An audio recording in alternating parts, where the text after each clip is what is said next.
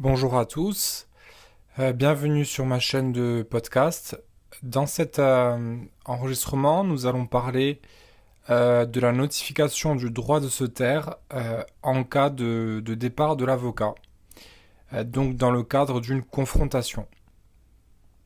Alors, c'est donc dans l'actualité jurisprudentielle, puisqu'il s'agit d'un arrêt du 26 juin 2024. Donc sur ma chaîne, hein, je vous parle très souvent donc de l'actualité juridique et des derniers arrêts.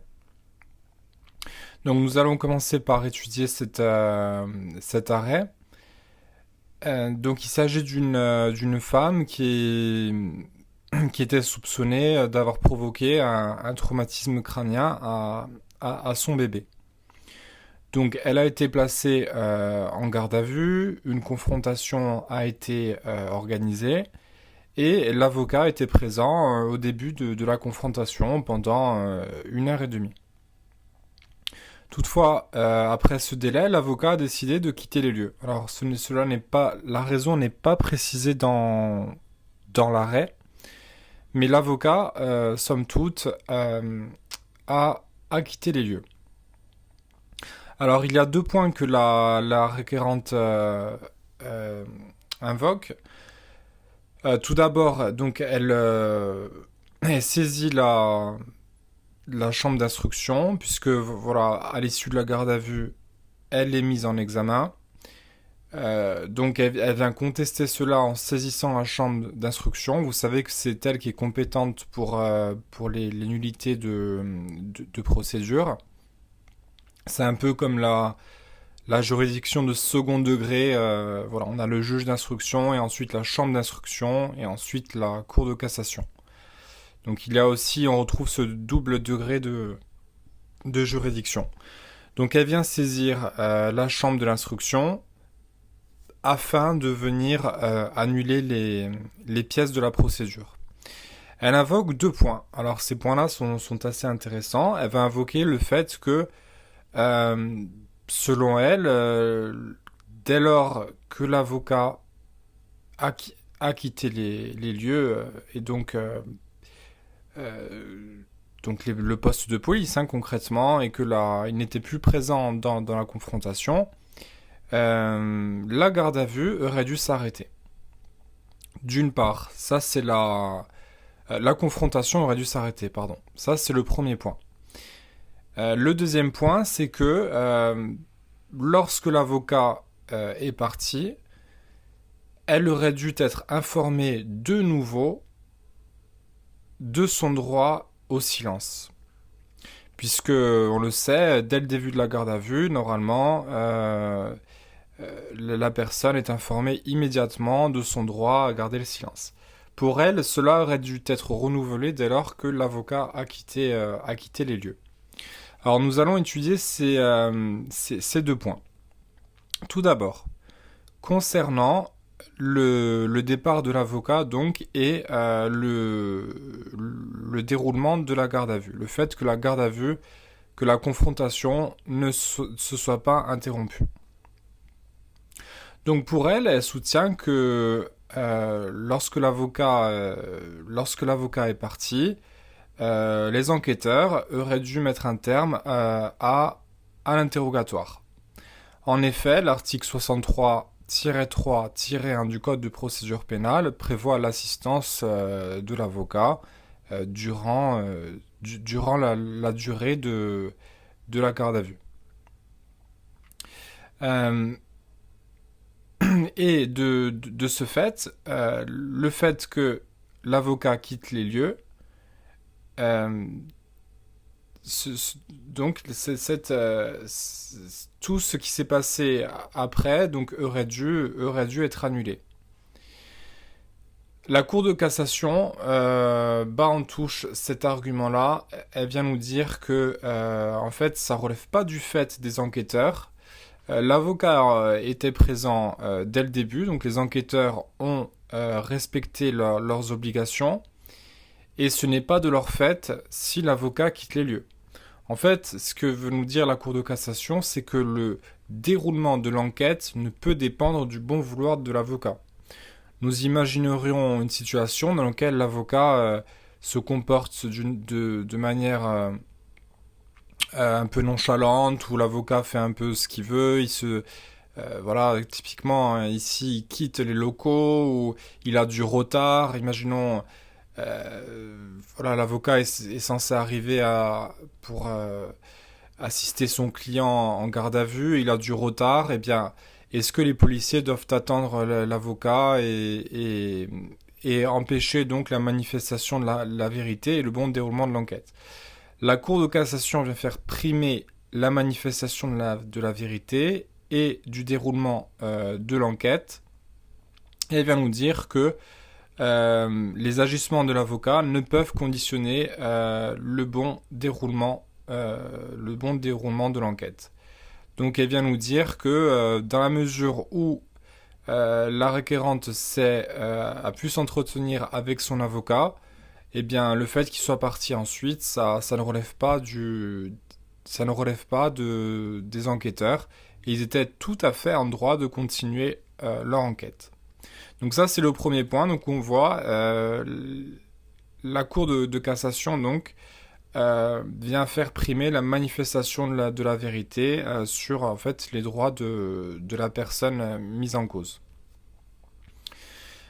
Alors, nous allons maintenant passer au deuxième point. Le deuxième point concerne la notification du droit au silence après le départ de l'avocat. Alors, quand une personne est placée en garde à vue, l'article 63-1 alinéa 3 du Code de procédure pénale prévoit donc la notification du droit au silence. Cette notification doit se faire de manière immédiate. Alors, la question du renouvellement de ce droit, de la notification du droit de se taire, a fait l'objet de beaucoup d'arrêts dans la jurisprudence. Ce n'est pas un problème nouveau. Et en effet, ici, là, en l'espèce, la personne a été informée de son droit de se taire dès le début. Et la Cour estime qu'il n'y a aucune disposition légale qui ne prescrit de réitérer la notification du droit au silence lors de la notification de prolongation de la garde à vue, vu que le gardé à vue s'est déjà vu notifier ce droit. Donc là, il s'agit d'un arrêt du 23 novembre 2016. La Cour rappelle cet arrêt-là. Elle nous dit que même dans le cas d'une prolongation de la garde à vue, donc après les 24 heures, vous savez que la garde à vue peut être renouvelée, 24 heures, 48 heures, 72 heures, etc. Eh bien, même dans ces cas-là, la Cour a rappelé que le renouvellement de la prolongation de la garde à vue n'impose pas aux enquêteurs de notifier encore ce droit-là. Donc, dans la continuité de cette jurisprudence, la Cour logiquement vient confirmer que le fait que l'avocat quitte les lieux n'impose pas aux enquêteurs de lui rappeler son droit au silence. Donc voilà, on le voit ici, c'est un peu malheureux cette décision dans le sens où cela vient à l'encontre des droits de la personne placée en garde à vue. Donc ce sont quand même des droits importants. Voilà, on pense, personne ne veut faire l'objet d'une confrontation ou d'une interrogation de la part des enquêteurs sans la présence de l'avocat. Surtout qu'en fin de compte, cette personne est victime d'un avocat qui... on ne connaît pas la raison du départ du poste de police, mais c'est en fin de compte elle qui paye les pots cassés d'un avocat voilà, qui ne se comporte pas très bien. Enfin, je connais pas les tenants et les aboutissants, mais je trouve que c'est triste de laisser sa cliente seule aux mains des enquêteurs. Donc c'est elle qui se retrouve un peu dans le préjudice du fait de ces agissements-là.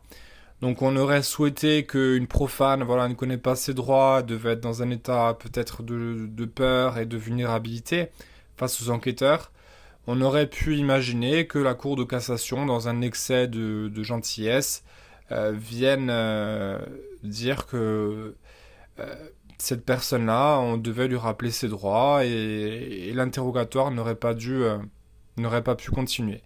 Mais vient nous rappeler qu'ici tout a été respecté.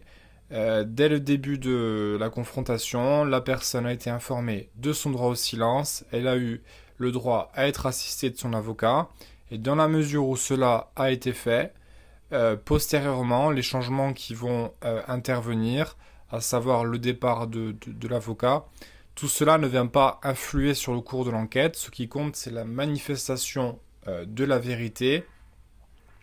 Et dans la mesure où les enquêteurs ont, ont respecté l'article 63-1 alinéa 3, qui impose la notification du droit au silence, et ont respecté l'article 63-3-1 du Code de procédure pénale, qui impose donc prévenir que la personne peut être assistée d'un avocat, eh bien, tout ce qui arrive après, en fait, on en fait fi, et on se borne à constater que les enquêteurs se sont soumis à leurs obligations légales.